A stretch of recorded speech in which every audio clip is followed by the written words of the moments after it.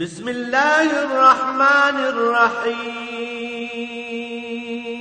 الرحمن علم القرآن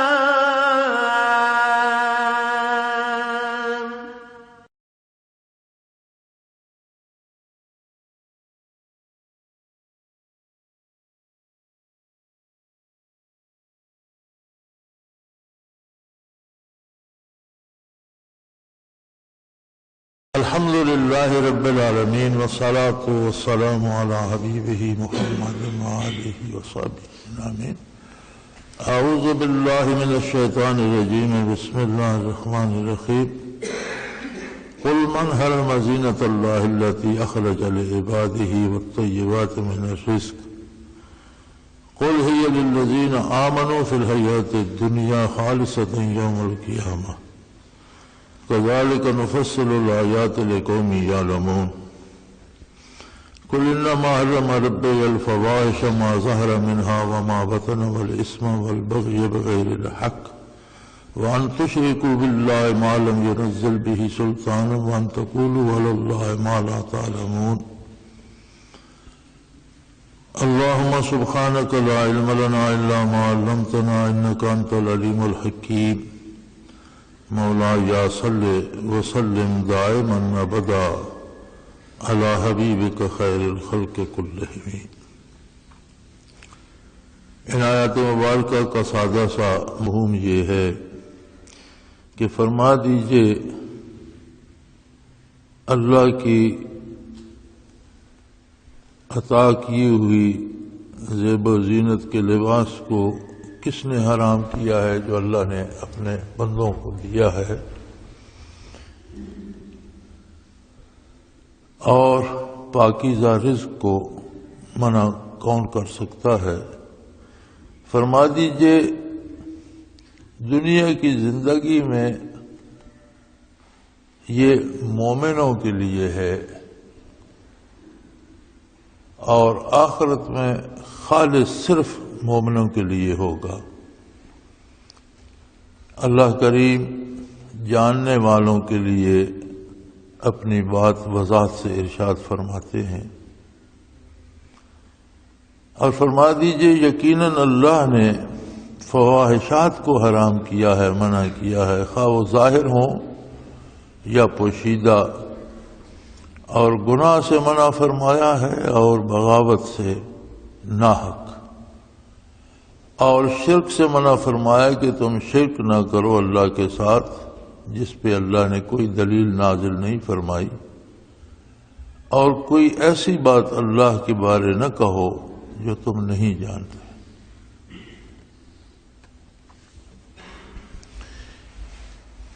ایک بڑی عجیب سی بات ہمارے ہاں مشہور ہے کہ جو نیک لوگ ہوتے ہیں وہ پھٹے پرانے کپڑے پہنتے ہیں، وہ روکھا سوکھا کھاتے ہیں، وہ لوگوں سے نہیں ملتے، جنگلوں میں رہتے ہیں، اور اس پر ہمارے بعض واعظین بھی بڑے دلائل لاتے ہیں ابتدائے اسلام سے، مکی زندگی سے یا ابتدائے مدینہ منورہ کی زندگی سے، جب مسلمانوں پر معاشی تنگی تھی، لیکن وہ یہ بات بھول جاتے ہیں کہ جب فتوحات آئیں اور کیسر و کسریٰ جیسی سلطنتیں زیر نگوں ہوئیں اور وہ خزانے مسلمانوں کو اللہ نے عطا کر دیے، تو صحابہ کرام بہت بڑے امراء میں سے تھے، ان کے سرکاری وظیفے یا جو مال غنیمت سے ان کو حصہ ملتا تھا وہ بہت بڑا تھا۔ حضرت علی کرم اللہ وجہ الکریم کی نان جویں تو مشہور کرتے ہیں، لیکن یہ نہیں بتاتے کہ حضرت علی کرم اللہ وجہ الکریم ان فتوحات کے بعد امیر ترین لوگوں میں شامل ہو گئے تھے، اور حضرت حسن، حضرت حسین رضوان اللہ علیہم اجمعین حقیقتاً شہزادوں کی طرح تھے۔ تو ارشاد ہوتا ہے کہ ان سے فرما دیجئے کہ اللہ نے جو اپنے بندوں کے لیے زینت بنائی ہے، زینت میں لباس بھی ہے، گھر بار بھی ہے، سواری بھی ہے، دسترخوان بھی ہے۔ تو جب اللہ اپنے بندوں کو عطا کرتا ہے تو کون ہے جو اس سے منع کرے؟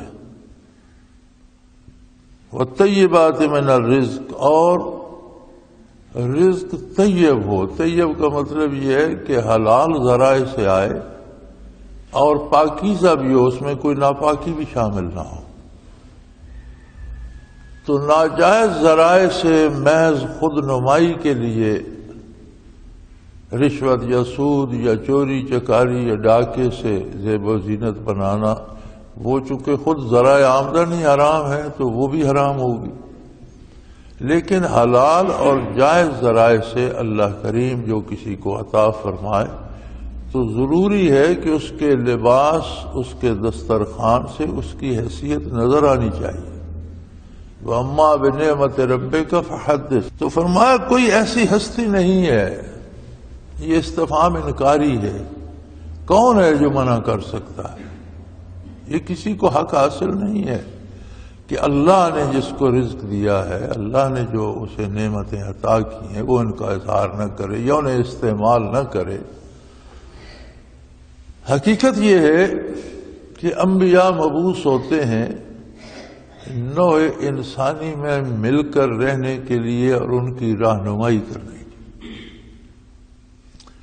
اہل اللہ وارثان نبوت ہوتے ہیں اور وہی کردار ان کا ہوتا ہے جو قوم میں نبی کا ہوتا ہے، وہ نبی کا اتباع کرتے ہوئے نبی کا پیغام عام کرتے ہیں، اور نبی صلی اللہ علیہ وآلہ وسلم کے پیغام کو پہنچانے کے لیے جنگلوں یا ویرانوں میں یا جانوروں کے ساتھ رہنا ضروری نہیں، انسانوں کے اندر رہنا ضروری ہے، انسانوں کے ساتھ معاملات کرنا ضروری ہے، اور جہاں باطل چھا رہا ہو وہاں حق پہ عمل کر کے ثابت کرنا کہ زندگی کا یہ اسلوب صحیح ہے، یہ ضروری ہے۔ یہ ضروری نہیں کہ انسانوں سے الگ ہو جائے، گوشہ نشین ہو جائے۔ اور یہ دیکھا گیا ہے کہ بعض بڑے بڑے بزرگان دین جن کی مثال دی جاتی ہے، وہ جنگل میں تھے، وہ جنگل میں تھے، وہ بزرگ تھے جن کو وقت کے حکمرانوں نے ان کی اصلاحی کوششوں سے اور ان کے مقبول عام سے اور لوگوں کے اجتماع سے گھبرا کر شہروں سے نکال دیا تھا اور ان پر شہروں کا داخلہ بند کر دیا تھا، لوگوں کو ان کے پاس جانے سے روک دیا تھا۔ لیکن ایک عجیب بات حضرت رحمت اللہ تعالی علیہ فرمایا کرتے تھے کہ وہ بزرگ جنہیں زبردستی بھی شہروں سے نکال دیا گیا، وہ جن مراقبات اور جن مقامات میں تھے جنگلوں میں رہ کر اس سے آگے ترقی نہیں کر سکے، منازل وہی رہے۔ اس کی وجہ یہ ہے کہ ترقی منازل ہوتی ہے اتباع رسالت سے، اور اتباع رسالت ہوتا ہے معاملات سے۔ تو اگر کوئی فرد معاملات سے ہی کٹ جائے، اس کا کسی سے لین دین ہی نہ ہو، کسی کے ساتھ معاملہ ہی نہ ہو، حق و باطل کی ضرورت ہی پیش نہ آئے، تو پھر ترقی کس بات کی ہو؟ تو فرمایا کوئی ایسی ہستی نہیں ہے جو اللہ نے جو نعمتیں دی ہیں ان کو کھانے سے، یا جو اللہ نے لباس کی حیثیت عطا کی ہے، یا گھر بنانے کی جو توفیق دی ہے، یا سواری کی جو توفیق اللہ نے دی ہے، اسے استعمال کرنے سے روک سکے۔ اور کوئی ایسی ہستی نہیں ہے جو اللہ کے دیے ہوئے، تو یہ بات من الرزق یہاں فرمایا، پاکیزہ رزق۔ پاکیزہ کی قید یہ ہے کہ حرام تو پاکیزہ ہو ہی نہیں سکتا، حرام تو ہے ہی ناپاک۔ حلال ہو اور پھر اس میں بھی پاکی ناپاکی کا بھی خیال رکھا جائے، پھر وہ بھی پاکیزہ بھی ہو، حرام حلال بھی ہو اور پاکیزہ بھی ہو۔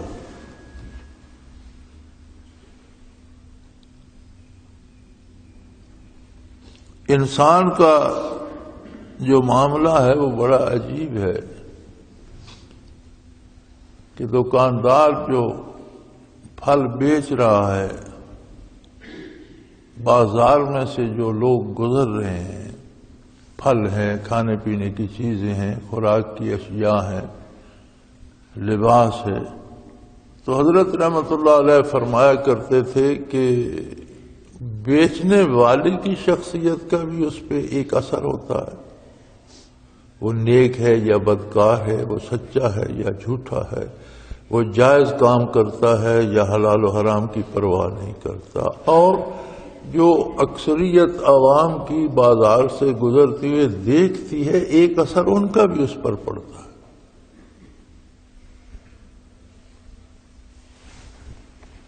تو اس لیے فرمایا وَالطَّيِّبَاتِ مِنَ الرِّزْقِ، اگر آپ حلال بھی کما کر لاتے ہیں، گھر میں پکانے والے آپ کے ملازم بے نماز ہیں، آپ کی اہلیہ اگر پکاتی ہے، وہ حلال حرام پاک ناپاک کی تمیز نہیں کرتی، تو اس میں بھی وہ بات نہیں رہے، یعنی اسے پاکیزہ بھی ہونا چاہیے۔ اس کا مطلب ہے کہ جو ہاتھ اسے چھوتے ہیں، جو اسے تیار کرتا ہے، کسی امیر کے پاس باورچی ہیں، کسی غریب کی جورو بناتی ہے یا گھر کی خواتین بناتی ہیں، تو اس میں پاکیزگی کا خیال اس لحاظ سے بھی کہ رکھا جائے کہ وہ لوگ خود بھی پاکیزہ رہنے والے ہیں یا نہیں، اللہ کی عبادت کرتے ہیں، فرائض ادا کرتے ہیں یا نہیں، نماز روزہ کرتے ہیں یا نہیں۔ پھر بڑی خوبصورت بات اللہ کریم نے ارشاد فرمائی کہ اللہ کے نیک بندوں کو تم اللہ کی نعمتوں سے روکتے ہو، حالانکہ دنیا ساری اللہ کے نیک اور ایماندار بندوں کے تو فعل یہ نعمتیں کھا رہی ہے۔ قُلْ هِيَ لِلَّذِينَ آمَنُوا فِي الْحَيَاةِ الدُّنْيَا، دنیا میں جتنی نعمتیں بدکار کافر استعمال کرتے ہیں، وہ بھی اللہ کے نیک بندوں کے طفیل استعمال کرتے ہیں۔ دراصل یہ نعمتیں اللہ کے نیک بندوں کے لیے ہیں، لیکن نیکوں کے طفیل پھل اگتے ہیں، کھیتیاں اگتی ہیں، فصلیں پکتی ہیں، نعمتیں آتی ہیں، اور اللہ پھر کافروں کو دنیا میں منع نہیں فرماتے۔ کافر طفیلی ہیں۔ یہاں تو معاملہ ہی الٹ گیا نا کہ کافروں کے شہر صاف ستھرے، ان کے پاس اچھی گاڑیاں، ان کے پاس اچھے لباس، ان کے اچھے کھانے، اور مومنوں کے لیے تصور یہ ہے کہ ان کے کپڑے میلے ہوں، پھٹے ہوئے ہوں، ان کا کھانا روکھا سوکھا ہو، ان کے پاس گاڑی نہ ہو، اس زمانے میں بھی پیدل چل رہے ہوں، یہ دینداری سمجھی جاتی ہے۔ تو میں دیکھتا ہوں ساتھیوں کو تبلیغ کے لیے آتے ہیں، اچھا کام ہے، اللہ کا شکر ہے، کسی کو توفیق ہو، لیکن اب یہ کیا ضروری ہے کہ یہاں سے 10 میل جانا ہے تو آپ 10 منٹ میں سواری پہ پہنچ سکتے ہیں، آپ 10 میل میں سارا دن صرف کر دیں؟ نہیں جی، پیدل جانا ہے، یہ نیکی ہے۔ یہ اگر وسائل نہ ہوں پھر تو پیدل جائے، جب وسائل ہیں تو وہ وقت جو پیدل جانے میں صرف ہوگا، جو کام آپ کر رہے ہیں کسی سواری پہ جائیں تو اتنا اس وقت اس پہ لگا لیں جو سفر کرنے میں لگے گا۔ تو یہ تصور صحیح نہیں ہے کہ نیک آدمی کو سواری نہیں کرنی چاہیے، نیک آدمی کو اچھا کھانا نہیں چاہیے۔ اللہ کریم فرماتے ہیں دنیا میں جتنی نعمتیں ہیں، قُلْ هِيَ لِلَّذِينَ آمَنُوا فِي الْحَيَاةِ الدُّنْيَا، یہ دنیا میں ہیں تو مومن کا حق، جو اللہ کو مانتا ہی نہیں، جو اللہ کی اطاعت نہیں کرتا، وہ اللہ کی نعمتیں کیوں کھاتا ہے؟ اس کا تو اس پہ حق بھی نہیں بنتا۔ کھا رہا ہے تو جواب طلبی ہوگی اور پھر جواب دے گا، یہ سزا پائے گا۔ اور دنیا میں جو نعمتیں ہیں، نبی کریم صلی اللہ علیہ وسلم سے عرض کیا گیا کہ یا رسول اللہ قیامت کب قائم ہوگی؟ قیامت کا مطلب ہے یہ سارا نظام کائنات تباہ ہو جائے، سارے ستارے، زمین، آسمان، ہر چیز الٹ پلٹ ہو جائے۔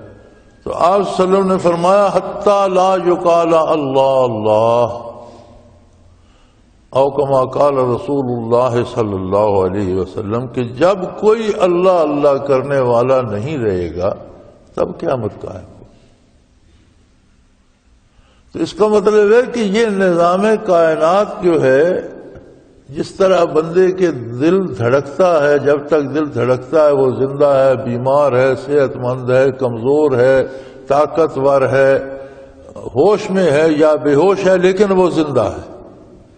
دل کی دھڑکن بند ہو جائے زندگی ختم ہو گئی.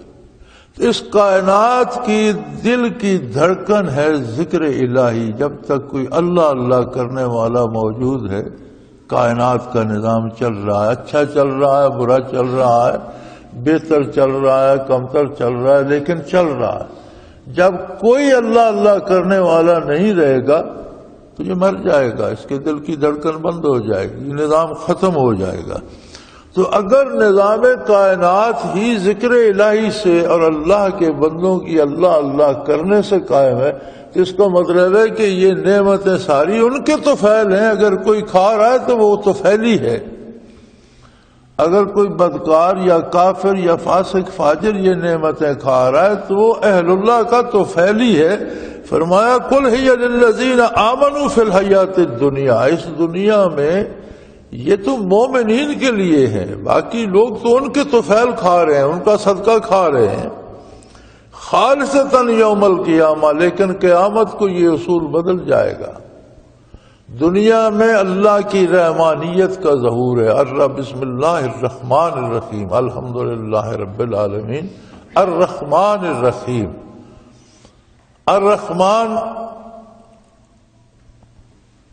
کا معنی ہوتا ہے بہت بڑا مہربان، لیکن یہ صفت دائمی نہیں ہوتی. جیسے ایک عربی کا لفظ ہے بہت زیادہ پیاسا، العطشان، لیکن اگر اسے پانی پلا دیا جائے تو اس کی پیاس ختم ہو جاتی ہے. یہ وقتی صفت ہوتی ہے. تو الرحمن بھی اللہ کی صفت ہے جو عالم دنیا میں جس کا ظہور ہے. یہ اس کی رحمانیت ہے کہ مومن بھی نعمتیں کھا رہا ہے، کافر بھی کھا رہا ہے. مومن کو بھی لباس میسر ہے، کافر کو میسر ہے. دنیا کی ساری لذتیں مومن بھی لے رہا ہے، کافر بھی لے رہا ہے. یہ ظہور رحمانیت ہے. لیکن آخرت کو ظہور رحیمیت ہوگا. الرحیم الفعیل کے وزن پر ہے، جیسے الحکیم بہت دانا. اب اگر کوئی حکیم ہے تو یہ وقتی صفت نہیں ہے، وہ ہمیشہ کے لیے ہے. اگر کسی کو دانائی اللہ نے دے دی ہے تو وہ اس سے کوئی چھین نہیں سکتا، وہ دائمی صفت ہے اس کی. اسی طرح رحیمیت جو ہے یہ دائمی ہے اور اس میں کافر کو حصہ نہیں ملے گا. دنیا میں ظہور رحمانیت ہے جس کے صدقے کافر کو بھی روزی مل رہی ہے، اولاد مل رہی ہے، اقتدار اس کے پاس ہے، مال و دولت دنیا اس کے پاس ہے. لیکن آخرت میں ظہور رحیمیت ہوگا. فرمایا قل ہی للذین آمنوا فی الحیات الدنیا، فرما دیجئے کہ دنیاوی زندگی میں تو یہ مومنوں کے لیے ہیں اور غیر مومن ان کے تو فعل حاصل کر رہے ہیں.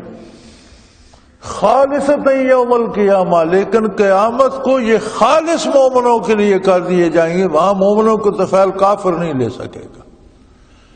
کافر پہ اللہ کی رحمت سے محروم ہو جائے گا. وہاں کوئی نعمت کافر کو نصیب نہیں ہوگی، صرف مومن کے لیے ہوگی.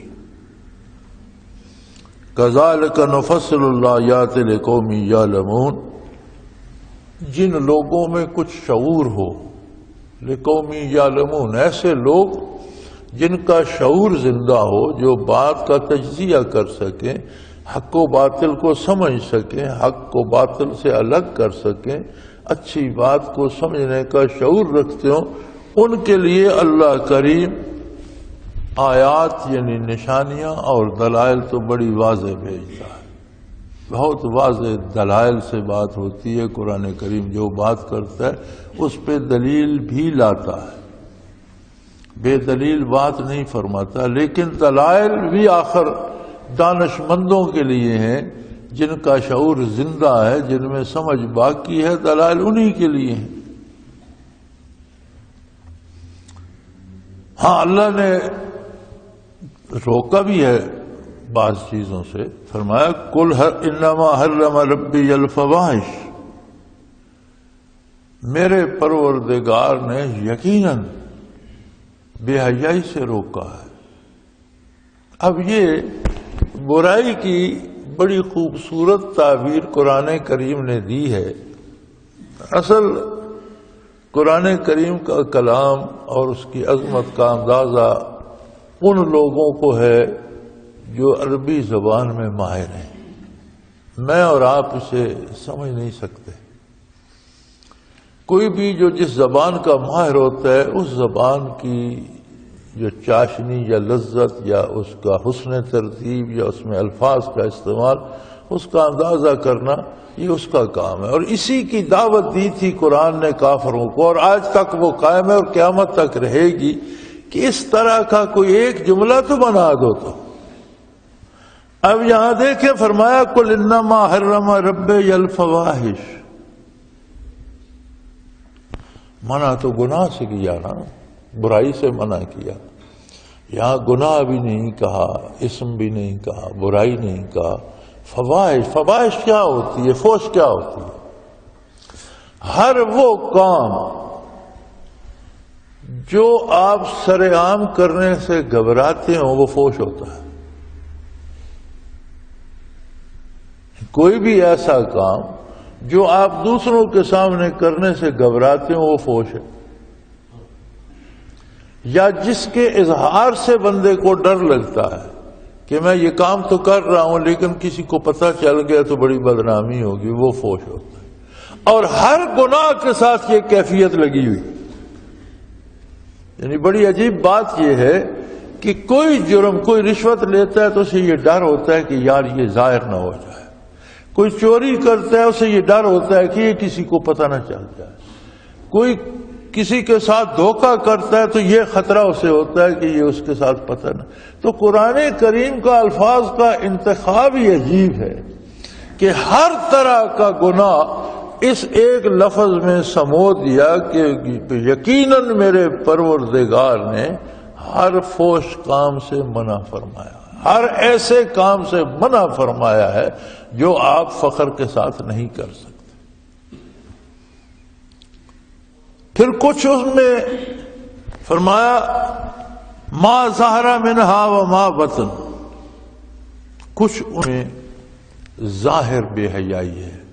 یعنی کچھ لوگ اس چیز سے آگے نکل جاتے ہیں کہ لوگ کیا کہیں گے. جیسے آج کل کی خواتین سر عام گانا گاتی ہیں اور اس پہ فخر کرتی ہیں. ایک خاتون کا پردہ لازمی تھا، اس کو توڑا. خاتون کی آواز کا بھی اتنا ہی پردہ ہے، اس کو توڑا.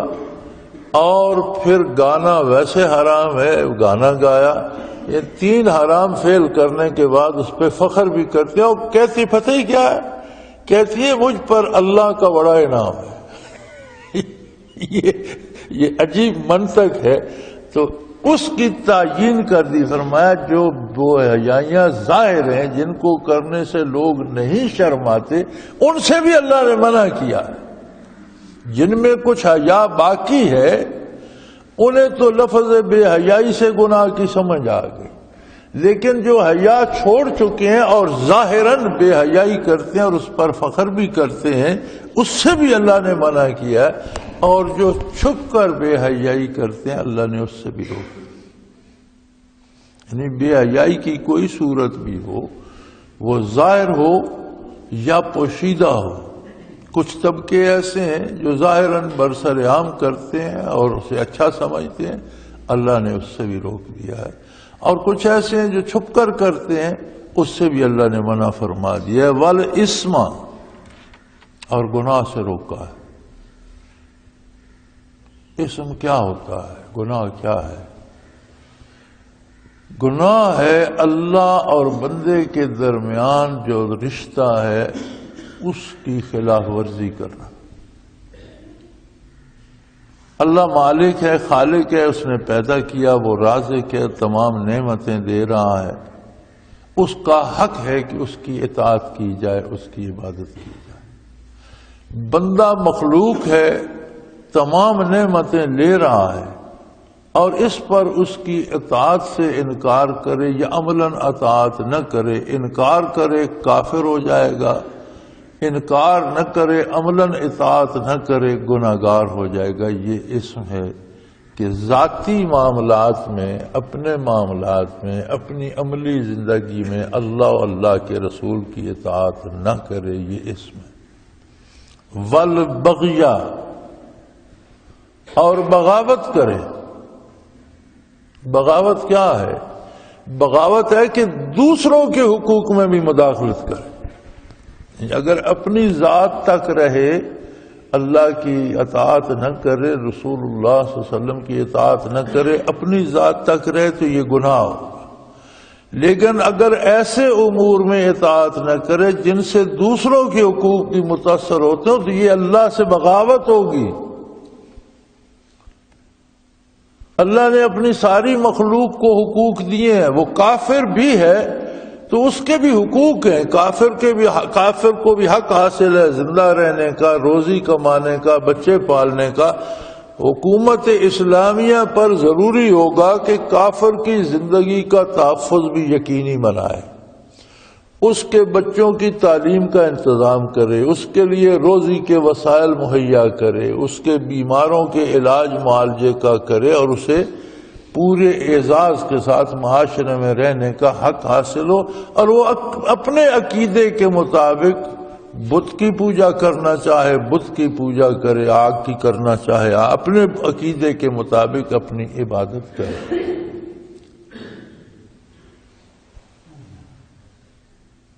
اب معاشرے کو ہم دیکھیں تو معاشرہ کس جگہ پہنچ گیا ہے کہ کافر کو تو کافر ہے، مومن میں سے بھی، مومنین میں بھی جو نیک لوگ ہیں جو اللہ کی عبادت کرتے ہیں، عبادت گاہوں میں، مساجد میں ان کو قتل کیا جا رہا ہے، ہر بلا وجہ کیا جا رہا ہے۔ کسی کو حکومت سے شکایت ہے یا مخالفت ہے، حکومت سے بات کرے، نمازیوں کو قتل کر کے حکومت کا کیا بگڑ جائے گا؟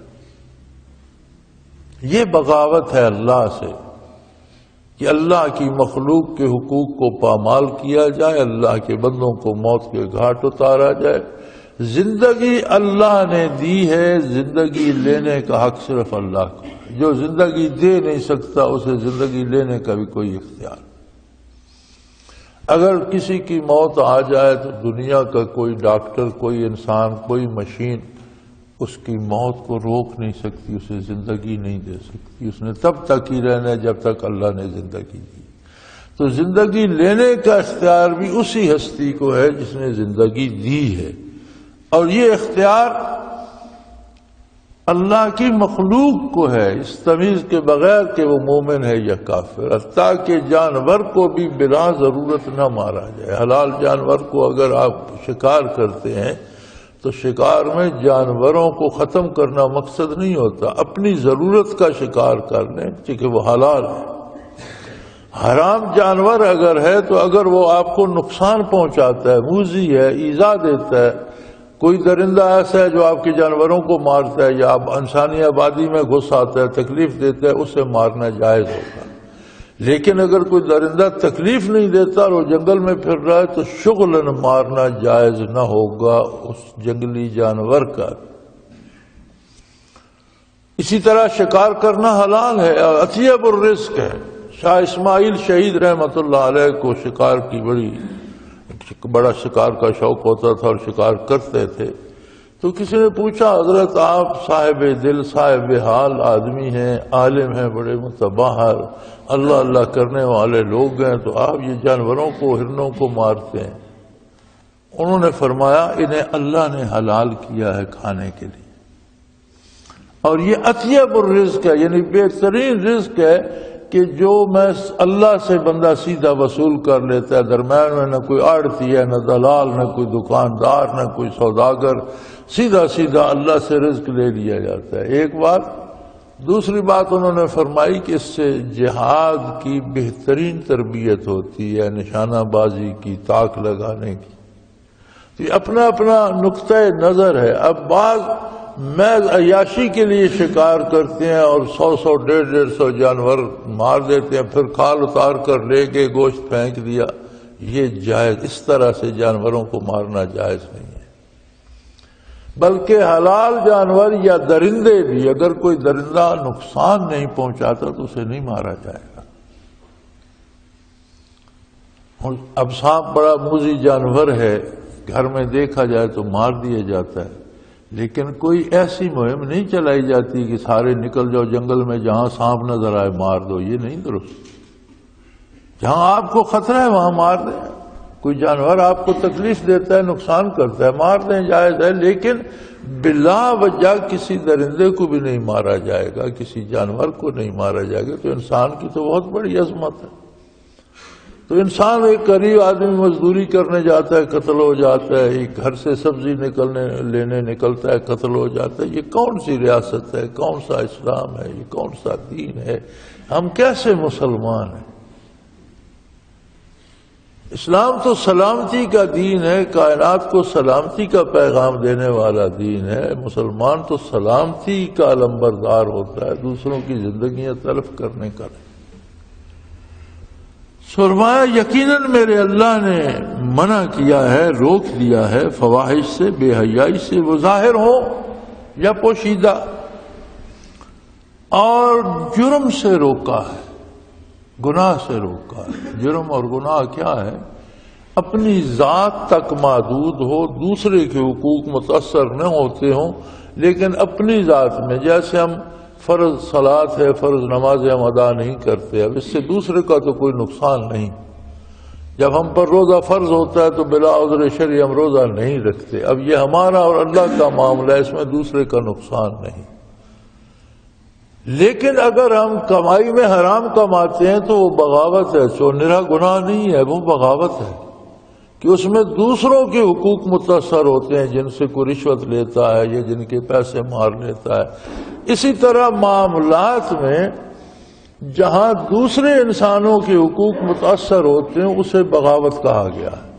تو فرمایا یقیناً میرے اللہ نے، میرے پروردگار نے، میرے پالنہار نے بے حیائی سے منع کیا ہے، وہ کوئی چھپ کر کرے یا ظاہر کرے، سامنے کرے، اور گناہ سے روکا ہے جو اپنی ذات تک محدود ہو، اور بغاوت سے، ناحق بغاوت سے روکا ہے، چونکہ بغاوت تو ہوتی ہے ناحق ہے۔ فرمایا والبغی بغیر الحق، یہ بغاوت ہوتی ناحق ہے۔ اس کے ساتھ ناحق کیوں کہا؟ اس لیے کہا کہ بغاوت کرنے والا جانتا ہوتا ہے کہ میں ناحق کر رہا، یعنی یہ نہیں کہ اسے نہیں پتا۔ جب دوسروں کے حقوق چھین رہا ہے تو کون ایسا ہے جو بے خبر ہے کہ میں یہ برائی کر رہا ہوں؟ رشوت لے رہا ہے تو کون ایسا ہے جو بے خبر ہے؟ تو ناجائز ذرائع سے آمدن یا دوسروں کے حقوق مارنا یا دوسروں کے حقوق جس سے متاثر ہوتے ہوں ایسا کام کرنا، فرمایا یہ بغاوت ہے۔ اور پھر یہ اتنا بڑا جرم ہے کہ جب قرآن نے، اللہ کے رسول صلی اللہ علیہ وسلم نے اعلان فرما دیا، اور تعلیمات نبوی میں یہ قوت ہے کہ ہر فرد تک پہنچتی ہیں، اور ہر جرم کرنے والا جانتا ہے میں جرم کر رہا ہوں۔ تو جب جانتا ہے اور پھر کرتا ہے تو فرمایا یہ بہت بڑی ناحق بات ہے، یہ بہت بڑا ظلم ہے، یہ حق کے خلاف ہے۔ اور منع کیا ہے وَأَن تُشْرِكُوا بِاللَّهِ مَا لَمْ يُنَزِّلْ بِهِ سُلْطَانًا، کسی طرح ذات میں یا اس کی صفات میں کسی دوسرے کو حصے دار بناؤ، اس سے اللہ نے روک دیا۔ کوئی نہ اس کی ذات میں حصے دار ہے نہ اس کی ذات میں شریک ہے۔ سب سے افضل ترین مخلوق اس کی انبیاء اور رسول ہیں، لیکن وہ بھی اس کی مخلوق ہیں اور اس کے بندے اور اطاعت گزار ہیں، اس کی ذات اور اس کی صفات میں شریک نہیں۔ وہ ذات پاک ہے، وراء الورا ہے، اس کی صفات کوئی دوسرا اپنا نہیں سکتا۔ صفاتی ناموں میں اور صفات میں اشتراک پایا جاتا ہے، لفظ اشتراک لفظی ہوتا ہے۔ جیسے انسان کا ہاتھ ہے، قرآن کریم میں ید اللہ فوق ایدیہم، ان کے ہاتھوں پر اللہ کا ہاتھ ہے۔ اب ان بندوں کے، ان صحابہ کرام کے جنہوں نے حضور کی بیعت کی، ان کے ہاتھوں کو بھی ہاتھ کہا، اور اللہ نے اپنا بھی دست قدرت دیا، اس کو ہاتھ کہا، ید اللہ فوق ایدیہم، ان کے ہاتھوں پر اللہ کا ہاتھ ہے۔ لیکن جب ہاتھ کی نسبت اللہ کی طرف ہوگی تو دست قدرت وہ مراد ہوگا جو اس کی شان کے لائق ہے۔ لفظ ایک ہی ہے ید، جب انسانوں کی طرف ہوگی تو ہاتھ وہ مراد ہوگا جو انسان کے لائق، یعنی صفاتی ناموں میں اشتراک ہو سکتا ہے، لیکن جب اس کی نسبت اللہ کی طرف ہوگی تو اس کی شان کے مطابق صفت ہوگی، اور جب بندے کی طرف ہوگی تو اس کی حیثیت کے مطابق وہ صفت ہوگی۔ یہاں آ کر لوگوں کو مغالطہ لگتا ہے، اور بعض صفاتی ناموں سے لے کر وہ سمجھتے ہیں کہ کام برابر برابر ہے، مخلوق اور خالق برابر نہیں ہو سکتے، خالق خالق ہے، مخلوق مخلوق۔ تو فرمایا اللہ کریم نے اس سے منع فرمایا کہ کوئی اس کی ساتھ شرک کرے اس کی یاد کا، اس کی ذات یا صفات میں، ما لم ينزل به سلطانا۔ شرک ایک ایسی مصیبت ہے جس پر اللہ نے کوئی دلیل قائم نہیں کی، اسے سختی سے منع کیا ہے۔ شرک کرنے کی کوئی دلیل کسی کے پاس موجود نہیں، اگر کوئی ہے تو اٹکل پچو ہے، اپنی گھڑی ہوئی باتیں ہیں۔ منزل من اللہ، کسی دین، کسی کتاب، کسی مذہب، کسی نبی، کسی رسول پر کوئی بات آسمانوں سے نازل نہیں ہوئی جہاں شرک کی اجازت ملتی ہو۔ وَأَن تَقُولُوا عَلَى اللَّهِ مَا لَا تَعْلَمُونَ۔ اور یہ آخری جملہ بہت ہی توجہ طلب ہے۔ قرآن کریم فرماتا ہے، اللہ نے ارشاد فرمایا کہ جو چیزیں تم نہیں جانتے وہ اللہ کے ذمہ مت لگاؤ۔ یہ وہ جرم ہے جس میں آج کے ہم مسلمان بہت زیادہ پھنسے ہوئے ہیں۔ یہ جرم ہے کہ ہم رسومات اور رواجات کو باعث ثواب بنا دیتے۔